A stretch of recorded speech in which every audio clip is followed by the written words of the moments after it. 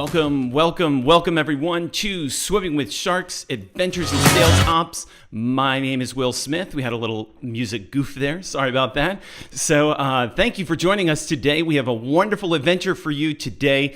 Really excited for today's show. So let's get right to it and let's figure out what we're doing today. So on today's adventure, we're going to start with the word of the week. We're going to go back to a term that has been around for a while, but maybe we need to be reminded of it, and that is smarketing. So that is going to be the word of the week. Then we're getting to the main part of our show, and quite frankly, the most exciting part of the show. Wait till you meet this young lady, Alex Moran. She is fantastic, and I can't wait to share some of the adventures that she has been on with you. Actually, I won't be sharing them. She will be sharing them with you. I'm really looking forward to this interview. This should be great. So after that, we're going to have the power play. And as you know, those of you that are regular watchers, you know that the power play is something you can do immediately after you finish up with this show, that you can get right to something that is actionable that you can do immediately. And then I'll ask you a question, and that's for the rest of the week, that if you can answer this question, or if you want to answer this question and engage in a conversation, we ask that you please do that. So our question is not so that we can just ask questions randomly and just put it out into the universe, but rather let's have a conversation and let's engage together throughout the entire week, because every week we are here for you on Tuesdays, every Tuesday at 2 p.m. Eastern Standard Time. And so we'll wrap things up with until next time, and we'll see you next time on Tuesday at 2 o'clock. So let's get right into our word of the week.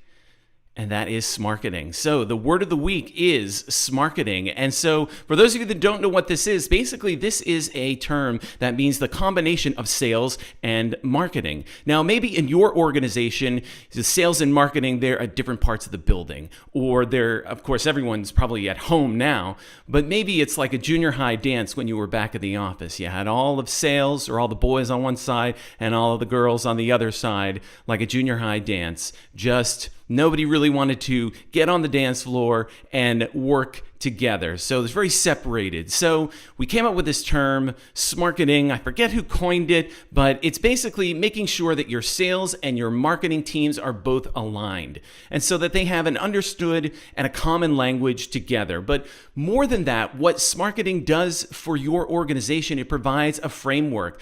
You know, you probably have that one person in your office that's a little over enthusiastic. Well, I could take care of that. I could take care of that. I could take care of that. And what smarketing does is it really provides a framework for everyone to kind of say, hey, these are the expectations for your job. These are the expectations for your position.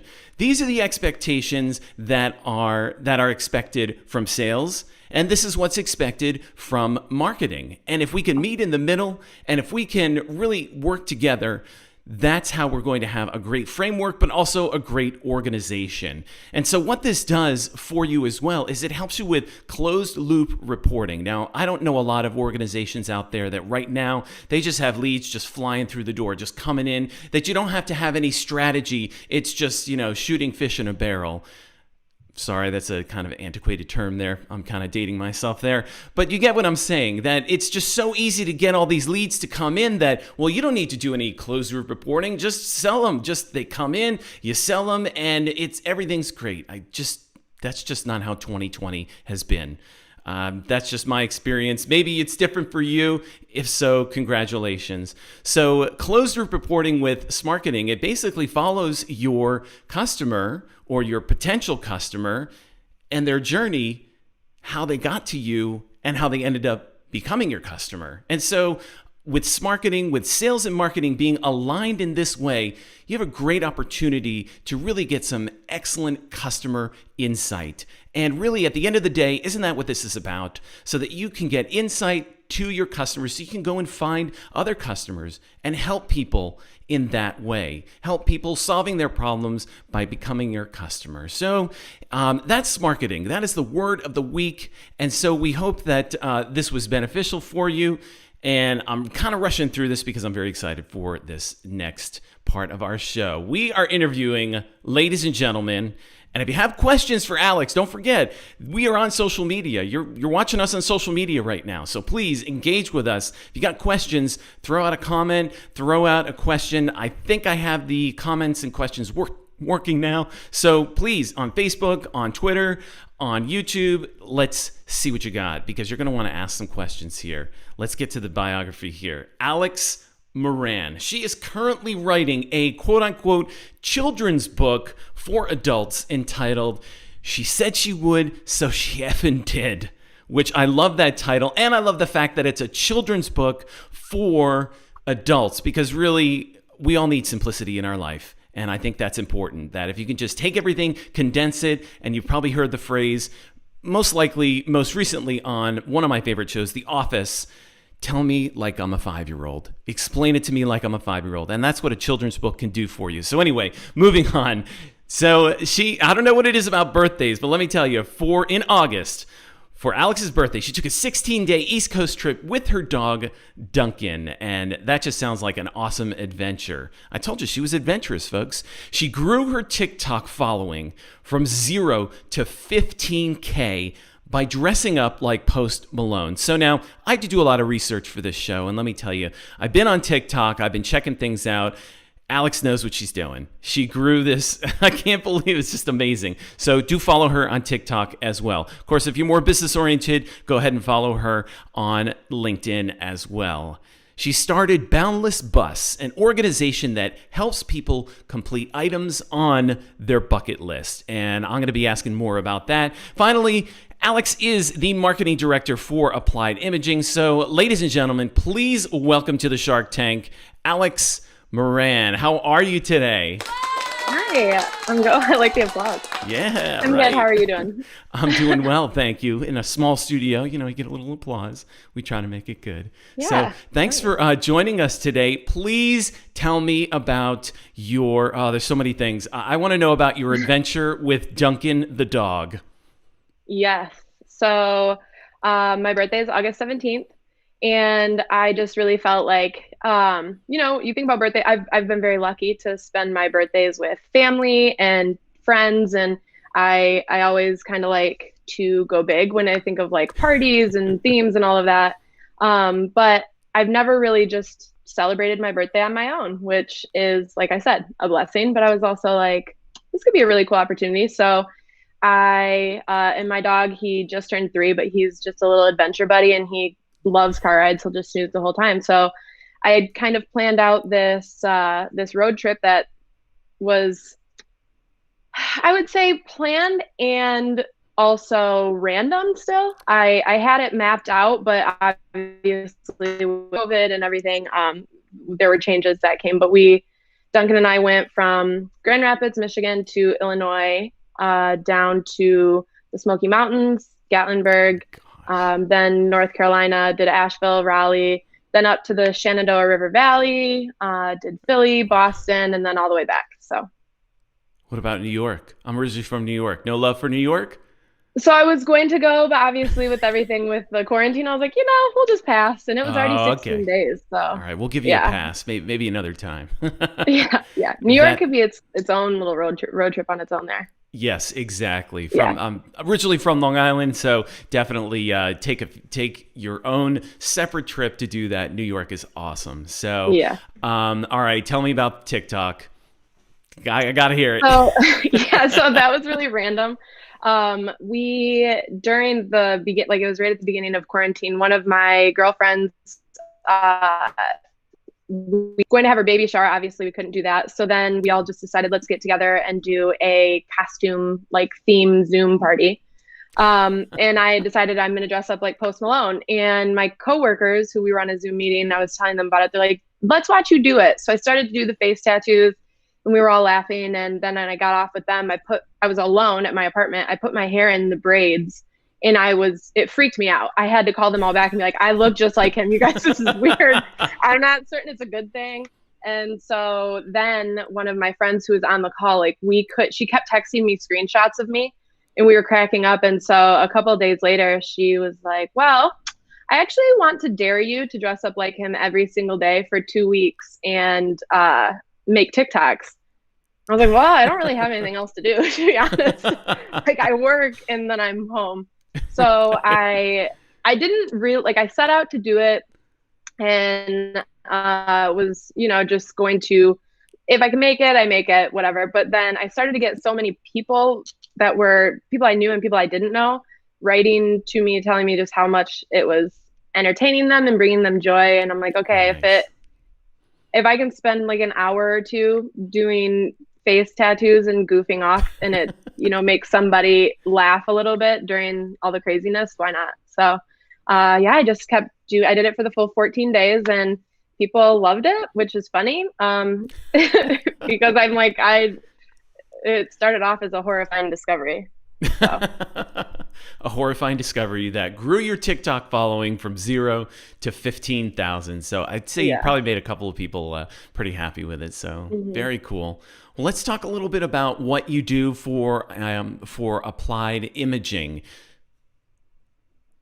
Yeah, so I've been with Applied for it'll be 5 years in January. Nice.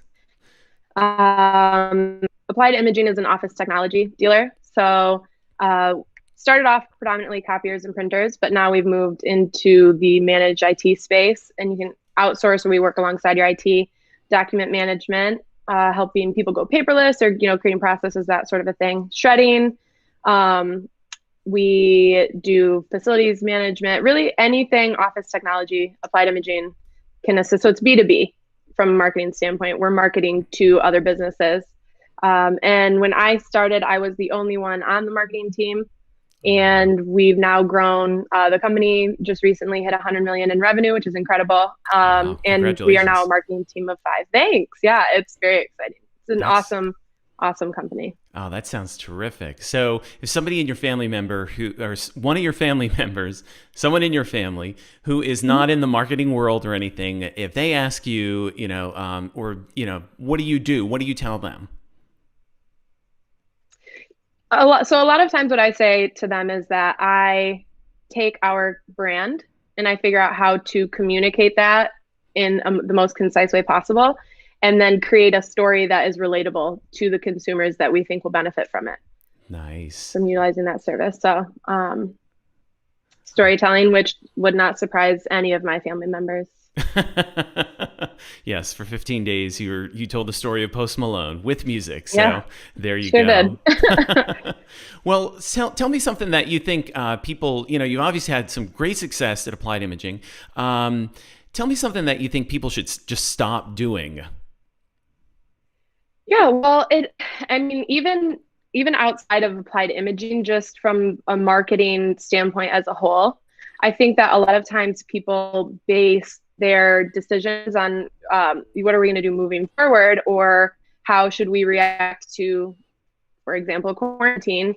They will a lot of times base that decision on the opinions of their current audience or customers, as opposed to sometimes taking that risk. And I mean, obviously, you don't want to do things that upset the people who are paying you, but I think a lot of times we operate out of fear and, well, I don't want to do that because I don't want to upset them, when really sometimes the benefit of doing something that kind of pushes the limits a little bit can be so much greater.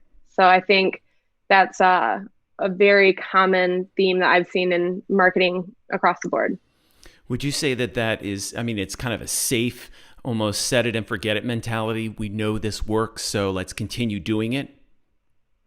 Yeah, absolutely. And I think that people are so scared to upset or offend, which granted, like we should be. We don't want to upset or offend people. Right.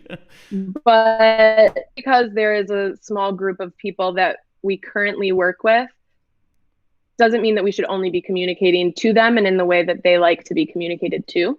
Okay. I think sometimes that can hold you back. Very good. So what should we start doing then? What do you recommend? Well, I think that people, I think the major issue, honestly, is that people look at marketing as what we define, what I do, right? So I come to work, I sit in an office, we create marketing campaigns for a large brand, and then we push them out. But in reality, it's so much simpler, which I shouldn't say maybe because somebody's going to take my job. But it's so much simpler because you market yourself every single day. I mean, you deciding to put that shirt on is you marketing yourself in a certain way. If you had decided to put a hoodie on, you would look maybe like a different brand of yourself. And I think even people deciding to not have a brand while you're having a brand, you know, just as an individual. And I think if we look at marketing from that standpoint of it's day-to-day decisions, it's creating this personality and this way that you want people to perceive you, then it's so much easier to kind of transfer that over to a larger actual like corporate brand. I think more people are overthinking it and looking at it as like the standardized approach of, okay, we need to do inbound, we need to have this on our website, we need to have forms, we need to have all of that, and that's great, and you do need to have that. But I think what's more important than all of that is the personality portion of it, because at the end of the day, the customer is deciding, is this a brand I want to hang out with? Is this somebody I like? And you can't really do that with just forms and a website. So it sounds to me like, all the technical aspects, the forms, the websites, making sure that you checked all the boxes with the personalization and things like that. What you're saying is really that you also need to include, those are important, but you also need to include some personality to your brand. Is that right? 100%. I think it's the most important part of it. And look at the TikTok of Post Malone, that little you call it a campaign that I did. Mm-hmm. That was me figuring out, okay, I was dared to do this. I was told to do this. So I'm also told to market applied imaging. How can I make that something that's authentic to my brand? So in TikTok, that was me. I'm the brand. I'm goofy. I like to be weird. I like music, so I took all of the things that are authentic to me and I wrapped them up to fit this need that I was given, which was be Post Malone. So I think similarly from a brand perspective, you want to approach it that way. You want to be authentic, and you can't make up what your personality is because people are smart. So you have to figure out what your personality is, and then every decision has to be fully that brand from there on out. I love how you took that example from your personal life. That was a great exercise in marketing for your own, just that example from TikTok, and just say, hey, look, this is what we did here, or this is what I did here. Let's move it over here. And I will admit, I knew maybe 2 Post Malone songs, and now I know a lot more, or at least little 15-second little bits of them. Yeah, that's what I'm here for. There you go. Good. Yes, to educate and inspire and spread the gospel of Post Malone, I guess. Amen. Amen. So what's a tool that you use on a regular basis that you just absolutely cannot live without? Well, video. I think outside of, I believe that video is, for me, at least the best way to convey a, you get the you can see what's happening, you can tell the story visually, you can tell it with sound, all of that stuff. But I also think that it's just personally the easiest way for me to communicate. I think there are some people who writing, it'll be blog posts, it'll be Facebook posts and Instagram, and it'll all be in the caption for them. Mm-hmm. Other people, it's photography. For me, it is absolutely video. And we talked about the TikTok, but even when I started here at Applied, we weren't doing a ton of video, and I started to launch more of that. And that's when people really started to understand our culture more from an external standpoint and really bond with us in that way. And so I think it's huge, and there's so many ways that you can use it, and we're not even using it enough, and I love it. So I think that more people should push to use it. That's incredible. So how do you get that balance? You're a very video, you like using video. That's the first place that you like to go. I have to admit, I'm kind of the same way. If I have a choice between reading or writing a blog post, or reading or watching, or watching a video, I'd go with video, but that's out of sheer laziness, because I just don't want to read. So how do you get that balance between, hey, I'm a video person. Do you have somebody on your team that does a lot of the writing? Do you do some of the copywriting yourself? How does that all work? Yep. In the beginning, I did do some of the copywriting, and that was definitely difficult. I had to force myself into that role, which takes just or probably twice as long as it should then. But now I have someone on my team, Sheila, who is incredible and can pump out content and Oh, wow. but is also extremely knowledgeable in the industry. And I think that's so important to find someone who has that ability to quickly consume the information, digest it, and then flip it and create that output. I tend to overthink it and I want to tell this huge story, and it doesn't need to always be a huge story. Sometimes it can just be, this is how this works, and you might be interested in it.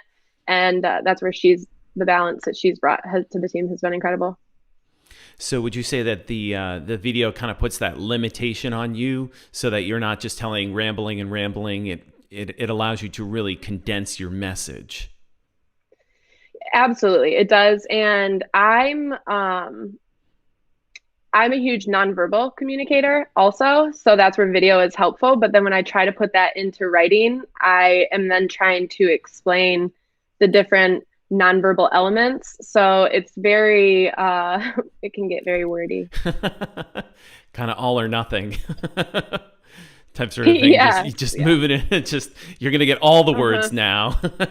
All the words. Yes, exactly. Mhm.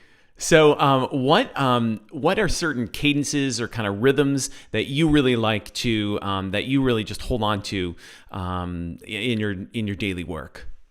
Mhm. So there are obviously times where a monthly newsletter, we're going to send that out on the same day every month because I think it's important to have that rhythm. So, in your podcast, for example, Tuesday at 2, you have certain things where when you want people to connect to them, then you need to create that repetition, and they need to be able to trust when every Tuesday at 2, I'm going to be able to watch this podcast or listen to it, or it will come out, right? So for certain things, there is a cadence based on like our monthly newsletters every month, but Hmm. then we have 2 those for the Michigan State rivalry Hmm. every year. So those are, we're working on this week, and our audience has come to get used to those and expect them.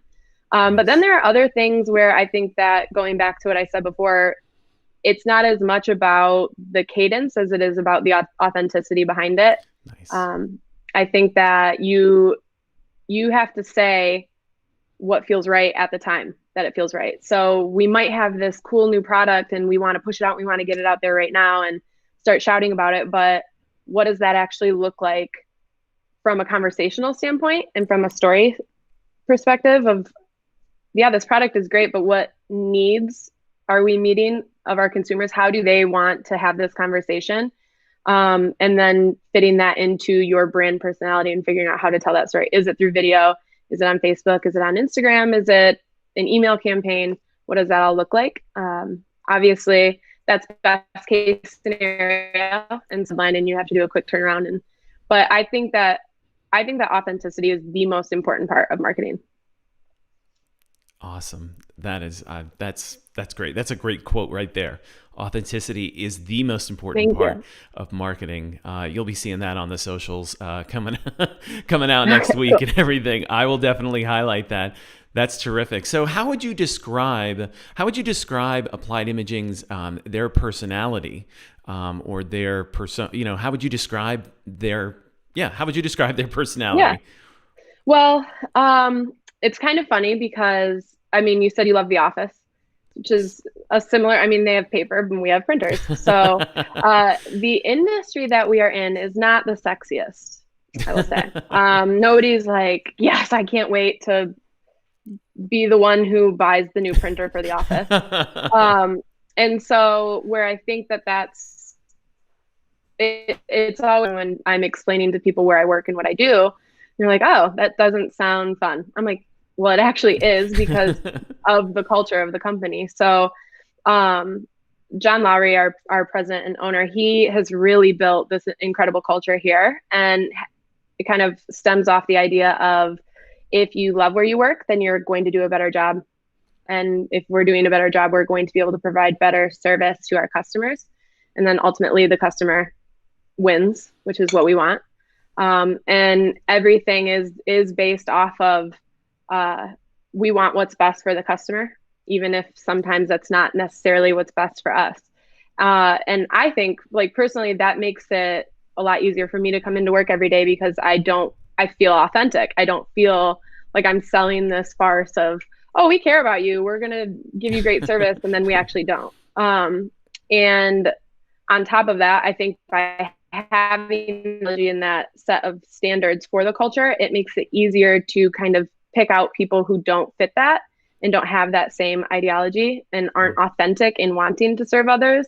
And it's not like we're like, oh, you're out and, firing people, but they end up usually kind of moving on because they don't feel the same motivation. So the personality is definitely fun. It's definitely caring. It's definitely unified. And we have 12 elements that create that. It's our applied chemistry is what we call it. Oh, okay. So there's 12 elements, and one of them is fun, and one of them is community, and one of them is build team unity, service, integrity. So we have these 12 that create the structure of our culture, and it really helps us as employees to be able to kind of like permeate that through everything we do. So it's great. I especially like those 12, what did you call them?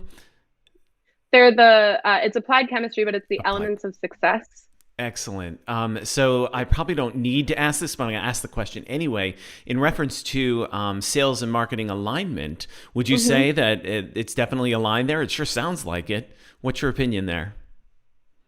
It is aligned, but you can always improve, especially with a growing marketing department. We have, and a growing business as a whole. We're constantly having to figure out where are we potentially dropping the ball, or maybe not even dropping the ball, but we haven't allotted enough focus there to really give that team support, and vice versa. I think that the issue on a more grand scale is that people think that marketing and sales are different, and they aren't. They're so incredibly alike, but no, everybody wants, people in marketing are like, it was sales people competing, but without each other, you both aren't going to have a job. So good luck going and selling something if you don't have a website or any leave behinds. Good luck building that website when your company doesn't have any salespeople, so you have to really rely on each other. And it's so much easier from a marketing standpoint to gain information and insights from salespeople who are meeting with customers and prospects every single day. And then we can kind of take that information from them, get together as a team, brainstorm, come back to the salesperson and say, hey, based on this information that you've given us, we came up with A, B, and C. Here are your tools. Go use this. Let us know how it works. And then they can come back to us and be like, A and B worked, C was useless. I'm like, okay. So we throw away C, and then we focus more on stuff like A and B. And you can just kind of create that teamwork mentality. And then I think things start to run a lot more smoothly, and there's a lot less stress, a lot like a more unified team, as opposed to the traditional headbutting of sales and marketing, which is fun. Okay, so for those of you that are listening to this, whether this is on the podcast tomorrow when we release the episode, or if you're listening to it on a replay somewhere on YouTube or on Facebook, I want you to take a second and rewind, and I want you to listen to that last statement that Alex just gave us, because really she just gave us a very clear framework on how this should work, on how sales and marketing alignment should work. And, we come up with A, B, and C. I'm not even going to try to paraphrase it. Just trust me, folks. Just rewind. That's why we do this. Rewind and listen to that again. Thank you, Alex, for that. That was awesome. That was really great. Yeah, I really appreciate that. I think too often, sales looks at marketing just like, oh yeah, you guys do arts and crafts all day, and you make things pretty, and that's it, and you're into color. Whereas we have a quota, and we got to get here, and we got to drive the sales. But really, it's like you said. Again, if you're rewinding this, it's like you just said. They are so similar that they're so alike that if we could just get together, if we could all just get along, we could enjoy the success. That was terrific. So folks, listen to that one again. That was really good. So thank you for that. So give me let's see, something that you and your team have recently achieved that you're pretty proud of. Yeah, there's honestly a lot that we've achieved, but I think one of the main things was, especially during that time of quarantine, where right Hmm. at the beginning, where everyone, yeah, I mean, you're all stuck at home, but salespeople want to continue selling, and we want to stay employed.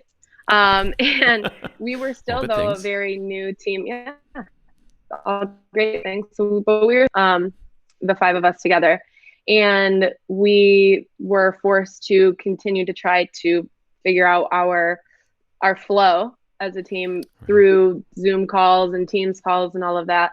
And at that same time, everyone was looking to marketing to create email campaigns, or Yeah. we need templates that we as the salespeople can send these out to as many prospects as we can, or we need blog posts, or we need to start focusing on this type of a product as opposed to this one, because people aren't buying a bunch of copiers when we're in quarantine, but they're looking at their managed IT and they're looking at document solutions so that they can get rid of those filing cabinets that Yeah. they can't go to the office and access now. So it was definitely, whereas some people they had a little bit more free time during quarantine, my team became significantly, we'll say, more utilized. And the way that the five of us came together, and the way that I watched them all come together and create these tools and just start pumping out information, and the way that each individual adjusted, they were just also very agile and so positive, and it was incredible. It could have been an absolute train wreck, and it wasn't, because they just were like, okay, yep, we people need us to do this, let's do this. Oh, we should also do this, and what about this? And so the brainstorming and the teamwork and everything that took place during that time was extremely impressive. And I wish so badly that there is a way that I could show everybody in the company what my team did, but you can't. So you just have to continue to tell them, like, guys, that was badass, and hope that people kind of start to, but So when they they're killed it. yeah, when they come, they'll be coming to you. And so remember when they're in the middle of it, I think when they need something, it's going to be a whole different story. When they say, "Hey, how did you do that? How long did that take? How many weeks would you Mm-hmm. say that took? How long did that transfer take?" Because I think, especially companies with great culture, they might have lost a few steps when everyone had to, you weren't coming into the office when everyone was back at their home. So how long did it take for you guys to really just kind of, be the badasses? Um, well, we always were, but no, to be more As she badass, I'd tosses her say. hair. Yeah. Nice. No, I would say the first 2.5 weeks were the most difficult. But also you had no idea how long quarantine was going to last. So, Yeah, it's true. like, is it done yet? Are we done?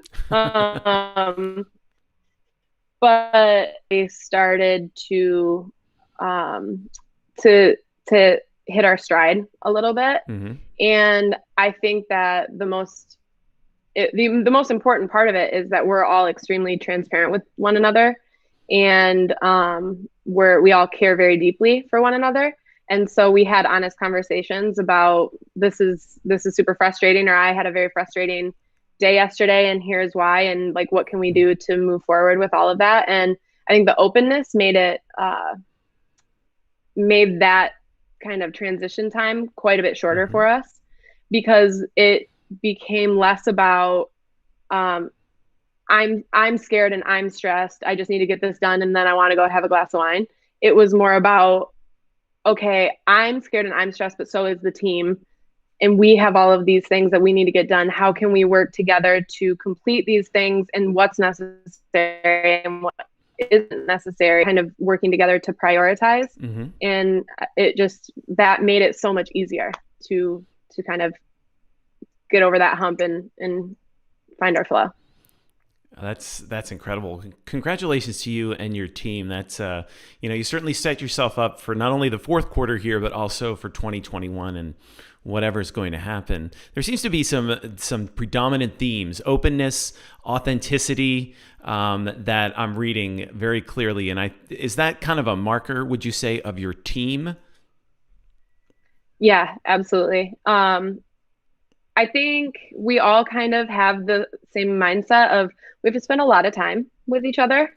And I mean, we are back in our office too. So Oh, we are nice. back with one another, which definitely makes communication easier. But Hmm. we have to spend a ton of time with each other. And when you're in a marketing landscape, like when you're a sales, you're in charge of hitting your number, right? And like, yeah, you can pull some people in here and there, but from a marketing standpoint, you can't do your job without the other person on the team. So we always talk about, sometimes you're going to be the one scoring the touchdown, and sometimes you're going to be the one who gets the block that allows the other person to score the touchdown, and being able to share the success like that.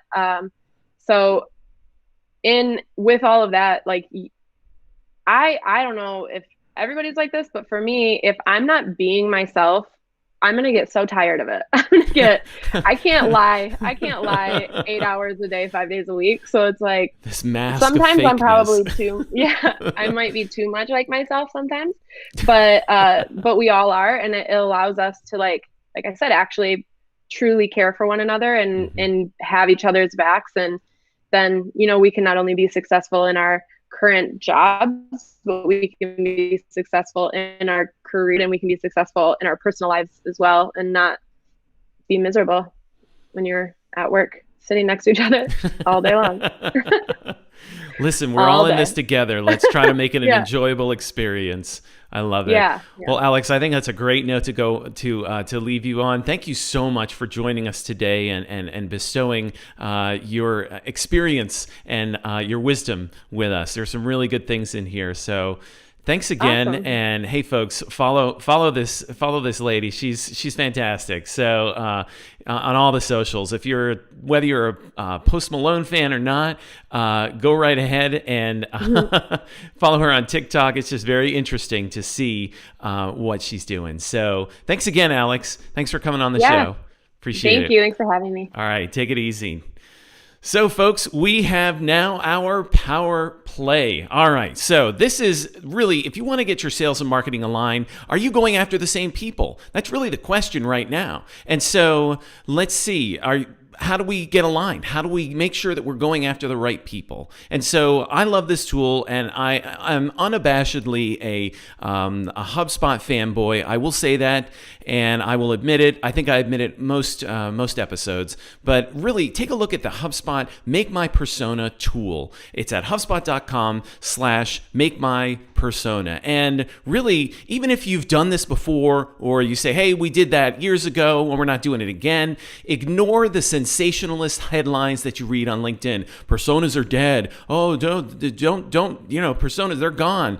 Okay, they're there for a reason, to be sensationalist and to get you to pay attention. But what I would highly recommend is that you at least give this a try. Learn what a buyer persona is if you don't know what it is, and it'll walk you through, the software will walk you through the building of a buyer persona. And if nothing else, this will start a conversation with you and your sales team, marketing, sales, making sure that you're going after the right people, even if you don't complete it. If you don't complete the entire persona, you can at least start that conversation. And I will say from my experience, I onboard a lot of folks that haven't even done that yet, that haven't even done the Make My Persona tool. They haven't looked at it. It's so easy. And then if you are using HubSpot, you can just put it right into your HubSpot portal. So take a look at that, HubSpot.com/Make My Persona. So let's wrap things up with a question here, ladies and gentlemen. And we've been talking about it, so I think it's pretty obvious. Is your sales team aligned with your marketing team? Do you meet frequently? Do you agree with each other? Are you even in the same space? Do you share office space? Now, if you're obviously at home, that's going to be difficult, but do you have sales Zoom meetings and they're not allowed to be a part of the marketing Zoom meetings? Are you together in some way? Do you communicate regularly? And this is important as well.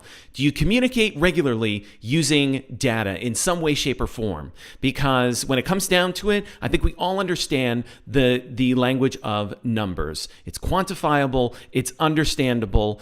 So is your sales and marketing team, are you guys aligned? And that's the question for you. Please engage with us over the week and let us know. If you and your company, if you guys are aligned within sales and marketing. And so until next time, we thank you for joining us. Thank you for being here. Thanks especially to Alex. Go ahead and follow her and all the things that she's doing. Until next time, follow us. Let's start a conversation on Facebook, LinkedIn, Instagram, and on Twitter. We are Manobite. This show is brought to you by Manobite. May all your adventures be great ones. And until next time, please take care of yourself and each other. Thanks, everyone, for joining us today. Have a good one.